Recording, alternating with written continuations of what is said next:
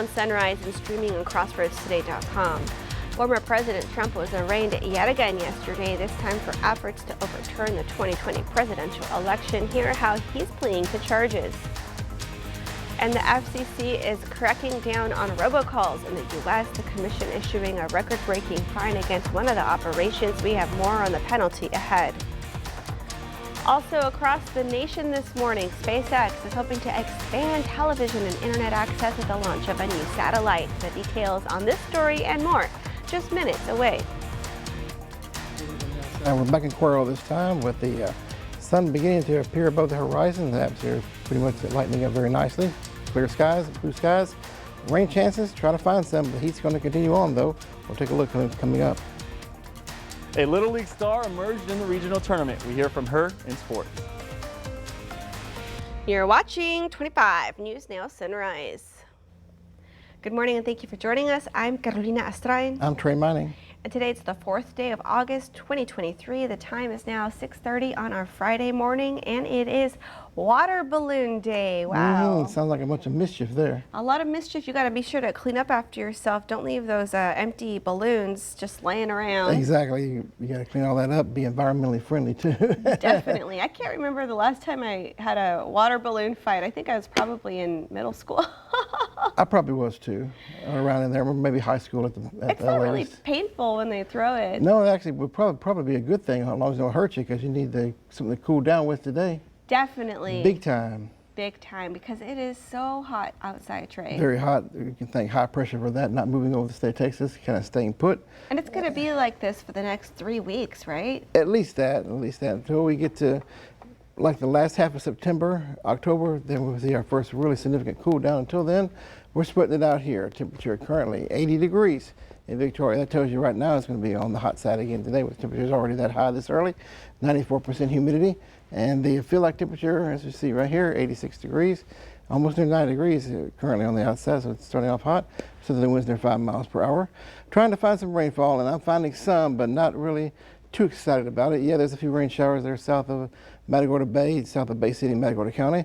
They're kind of meandering toward the coast, but they try to get inland, but they get zapped quickly because of the very dry air in the mid upper levels of the atmosphere around here.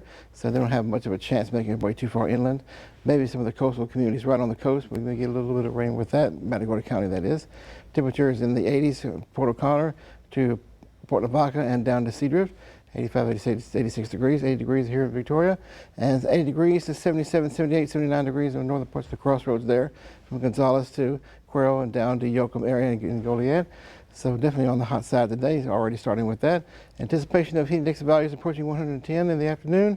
We have the heat advisory going into effect at 12 noon today, all the way from Beeville, all the way through Victoria County, counties to the north and east.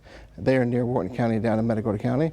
All the counties in the crossroads included, all the way from the coastline itself to the inland areas. So be careful out there. Do not get overheated. Take frequent breaks and be sure that you're safe out there. We're trying to find some rain chances next week. I'm trying to. We'll see what we can come up with. We'll take a look at that full 7-day outlook before we go this half hour. Carolina? Thank you, Trey. Former President Donald Trump has pled not guilty to federal charges, accusing him of trying to overturn the 2020 presidential election. When asked for his plea in federal court in Washington Thursday, Trump stood and said not guilty to all counts. He faces 4 counts, including conspiracy to defraud the United States and conspiracy against the right to vote. In court, prosecutors said they wanted to proceed with a speedy trial, but Trump's lawyer, John Lauro, objected, citing the massive amount of discovery material they're expected to receive from prosecutors. The next hearing is set for August 28th. That's when a trial date is expected to be set. We'll go to Washington for more on the arraignment later on Sunrise. The search for Susie Escobedo continues this morning. August 1st marked 5 years since she disappeared from her home near Seadrift. Texas Rangers say they are bringing in new resources to help in that case. That decision made while in talks with the Calhoun County Sheriff's Office last month. If you have any information regarding a disappearance, you are asked to contact the Calhoun County Sheriff's Office. A Crime Stoppers reward is available for information. A Bay City man sentenced in a biting incident that happened while he was detained in the Warren County Jail. 47-year-old Jesus Jose Torres reportedly bit a correctional officer on the shin while in custody. The El Campo Leader News reports Torres pled guilty to charges and will spend the next 5 years behind bars. The 23rd District Judge Ben Hardin handed down the sentence.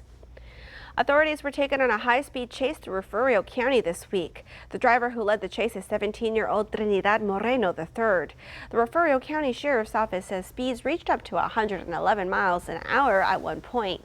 Moreno stopped half a mile inside the Refugio County line. The GMC Sierra truck he was driving was reported stolen from the Humble area in late June. The FCC has issued a $300 million fine against an illegal robocalling operation. The FCC says this investigation involved the largest robocalling operation they've ever have seen, comprised of scammers who placed 5 billion auto warranty calls to more than 500 million numbers during a 3-month span in 2021. Those calls violated federal spoofing laws that had been by using more than 1 million various caller ID numbers to mask where the actual calls are coming from and to trick their potential victims into picking up the phone. The fine also comes with an announcement of new robocall investigation partnerships with the Attorneys General of Hawaii and New Mexico. 46 states have signed up to share evidence and coordinate investigations and to stop these illegal campaigns. SpaceX launched the Intelsat G-37 satellite into orbit Thursday morning. The Falcon 9 rocket lifted off from Cape Canaveral Space Force Station in Florida at 1 a.m. Eastern to deploy the satellite into orbit.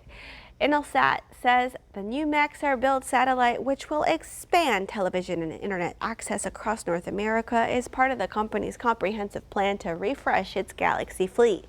A release from Maxar says the new satellite will also free up airwave space for more 5G wireless communication services. If going fishing is in your weekend plans, don't forget your bait and hooks. Here's Sports Director Gino Perez with what you can expect to catch out on the water. Grab your poles, Crossroads, it's time to go fishing. Down in East Matagorda Bay, the most reliable bite will be drifting with live shrimp and artificials for redfish and trout. In West Matagorda Bay, there are scattered catches of trout and redfish due to the weather. In Port O'Connor, trout are good in the surf 5 to 10 miles north and south of jetties using live croaker and artificials. Lastly, fishing is great in Rockport when using live and cut bait. Also, Nazareth Academy is having a fishing tournament this weekend on August 4th, which will be a dinner and live auction at the Port O'Connor Community Center. Saturday, the fishing tournament will start in the morning and weigh-ins will be at 3 o'clock. If you would like to register, call the number on your screen at 361-485-2044. All proceeds will benefit the school in Victoria. Good luck and be safe out there. That's your 25 Sports Now fishing report. All right, thank you, Gino. And remember, subscribe to our YouTube channel, Crossroads Today. Hit the like button and click the notification bell. The time is now 6:37 on your Friday morning. Here's a look at what's coming up on 25 News Now Sunrise. Amazon not horsing around with its new delivery method in Arizona. I'm ABC's Emwin in Washington. Former President Donald Trump officially arraigned on charges that he tried to overturn the 2020 presidential election. What happened in court and what comes next, coming up. Take a look at the feel-like temperatures throughout the day, starting off in the 80s and 90s currently, and we'll be well into the triple digits coming up by lunchtime, 12 noon, into the afternoon hours, so be careful out there. Don't get overheated. Heat advisory goes into effect at 12 noon today. What about your full forecast? We'll take a look coming up. Here's a look at Community Crossroads this weekend. We first sit down with the Victoria County Public Health Department, then Salud en Mis Manos is here to talk about their breast cancer detection program, plus PEM Health, and of course a live performance from Addison Malik. The sun shining through my broken window again, and I'm driving fast, knew it wouldn't last, can't change my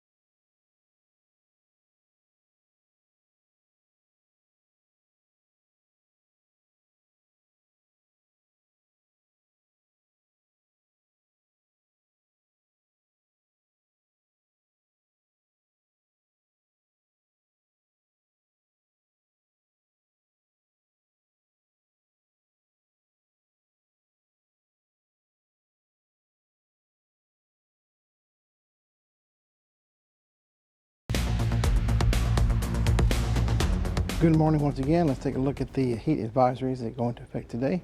And this one starts at noon and it will be until 7 p.m. for Victoria County, counties in the south and west.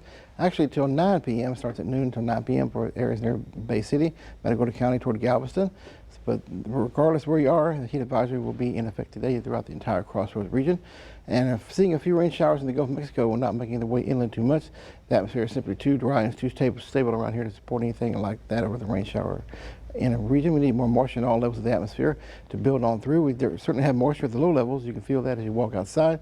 But the mid to upper levels of the atmosphere is very dry, stable. So that's why now we're not having the rainfall that we really need around here. You can thank high pressure for that. And we're continuing to see the sunny skies off and on throughout the next few days, but mixed with a few clouds. No rain as of yet. Take a quick look at the day, plan by day for Port Lavaca, starting off there 80 degrees. More than likely 100 degrees coming up by 4 o'clock in the afternoon. Stay cool out there. Your full forecast, of course, for the 7-day comes along a little bit later on this half hour. Carolina? Thank you, Trey. It's time to meet your athlete of the week. Sports Director Gino Perez has more. Howdy Crossroads, making it to the Little League World Series is a dream every young softball and baseball player has growing up. And although the team from Industrial did not make it to Greenville, North Carolina, this was Athlete of the Week Ava Collins' coming out party, and she showed off her skills in a big way. The 12-year-old pitcher was dominant in the circle, throwing the most strikeouts and having the most hits by an athlete in the entire tournament. She did so by throwing her favorite pitch, which is the fastball, and pairing it with her next best pitch, her changeup. Although she was ascendant on the rubber and in the box, she knows she could not do it alone. It was tough, but I knew that I had a great team to back me up, and it was easy to be confident because I knew they were always there to have my back. Collins and her team were in a fight for their tournament lives after falling to Texas West in the first game of the regional round, but would find the strength to win 3 winner-go-home games and would have fun while doing it. Take a look at these 3 dance moves that the team did to keep morale alive, but mostly to get on TV. Collins said she wishes they could have moved on to the World Series, but looks inside to see what she needs to work on for next time. Holding myself accountable for my own mistakes and just pushing through all the hard times because sometimes I complain a little bit. The young athlete does not only compete in softball, she also does cheer, basketball, track, volleyball, swim, and tumbling, and also does shortstop, second base, and is in the outfield when she's not in the circle. But she said her favorite thing about it all is being on the opposite side of the opposing pitcher. I just love stepping up to the plate and having all this confidence, knowing I'm about to smash the ball. Ahead of this interview, Collins was inducted into the National Junior Honor Society, named an All-American cheerleader, and given the title of Jump Queen. This, along with throwing for a total of 24 strikeouts, having 4 singles, 1 double, and a triple, and leading her team to the regional title game, is the reason why Ava Collins is the Athlete of the Week. That's your 25 Sports Now. All right, thank you, Gino. We want to invite you all to experience our digital streaming service, Crossroads Today Plus. You can find it on your connected TV through Amazon Fire TV, Roku, Apple TV, Android TV, and on your cell phone. Just search Crossroads Today Plus. Now to the unprecedented charges against Donald Trump. The former president back at his New Jersey home this morning after pleading not guilty to all 4 counts accusing him of trying to overturn the 2020 election. The judge promising Trump a fair trial, but warning him to not commit any crimes and not to influence potential witnesses and jurors as his case proceeds. For the 3rd time, former President Donald Trump, a criminal defendant in court. The extraordinary scene unfolding with Trump standing, himself pleading not guilty to charges that he and his allies plotted to try and overturn the 2020 election. Special counsel Jack Smith, who led the wide-ranging investigation into January 6th, seen on the far left of this sketch, at times looking at Trump, who at one point stared directly back. Officers who defended the Capitol during the riot also in court. It's a necessary step on the road, the path to justice and accountability. On January 6th, we already knew who directed the attack and the mob onto the Capitol. Trump charged with 4 election-related felonies, including conspiracy to defraud the U.S. and conspiracy against rights, meaning he allegedly tried to stop Americans from exercising their right to vote. If convicted on all charges, Trump could face more than 50 years in prison. This is a persecution of a political opponent. This was never supposed to happen in America. Trump was released on conditions that he not discuss the case with anyone who may be a witness, which includes former Vice President Pence, who the indictment says was pressured by Trump to reject legitimate electoral votes. Cameras are not allowed inside federal courtrooms, but some Democratic lawmakers are pushing to change that for Trump's trial. More than a dozen signing this letter to the federal judiciary, writing, "Given the historic nature of the charges, it is hard to imagine a more powerful circumstance for televised proceedings." Trump's next court date is scheduled for August 28th. Notably, that's just 5 days after the first Republican primary debate. M. Nguyen, ABC News, Washington. That leads us to your viewer poll. You can scan the QR code right there on your screen to take part. We ask you, should Trump's trial be televised, yes or no? We want to hear from you. Let's take a look. Okay, 66% of you say yes, and 34% of you say no. We want to keep hearing from you. Come to crossroadstoday.com/vote to take part in our viewer poll. The time is now 6:46 on your Friday morning. Still to come, an appeals court says it will allow President Biden's asylum restrictions to continue for now.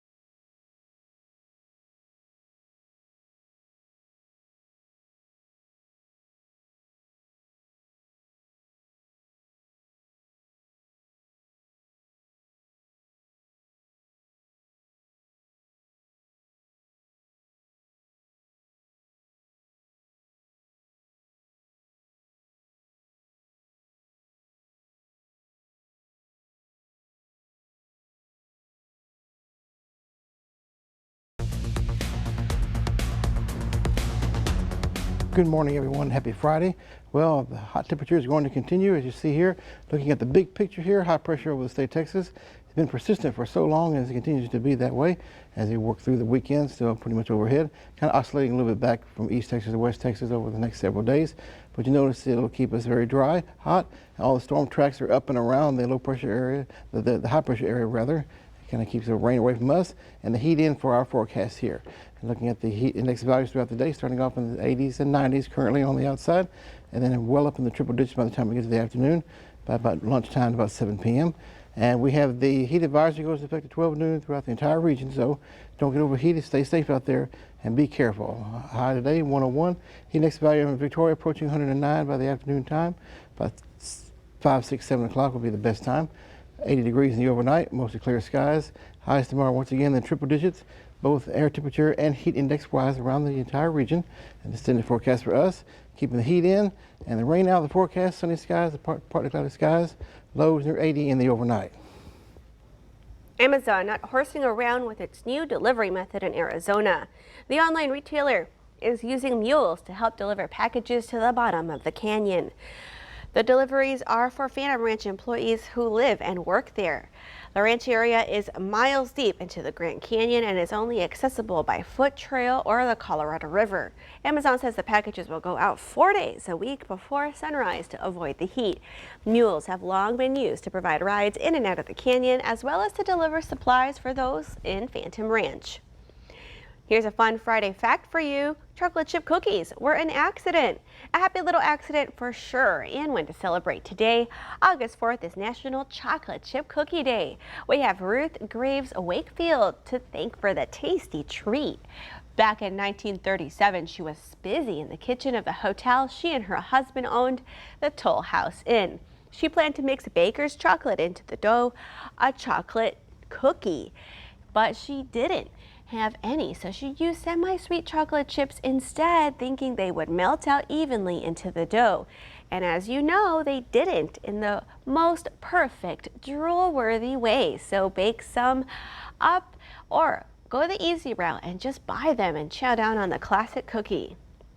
Still to come on Sunrise, news to know before you go. The U.S. reportedly considering a plan to put troops on commercial ships in the Middle East.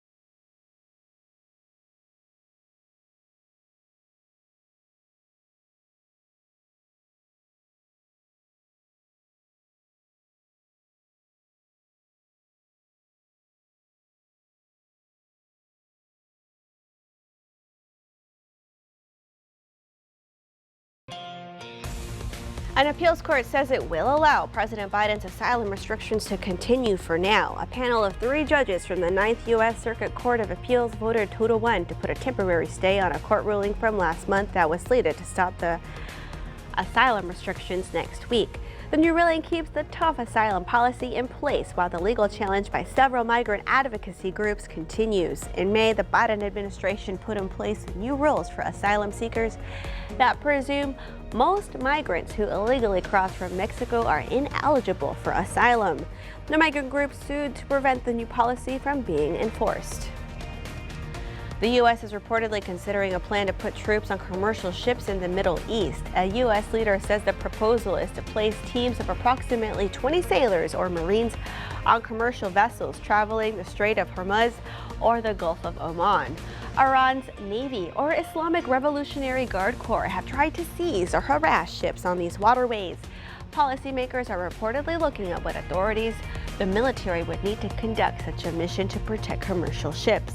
They do caution there is a risk such a move could bring the U.S. and Iran closer to direct confrontation in the Middle East. Both expelled members of the Tennessee Three have won their state house seats back. Tennessee Representatives Justin Jones and Justin Pearson reclaimed their legislative seats Thursday after they were expelled for involvement in a gun control protest on the House floor.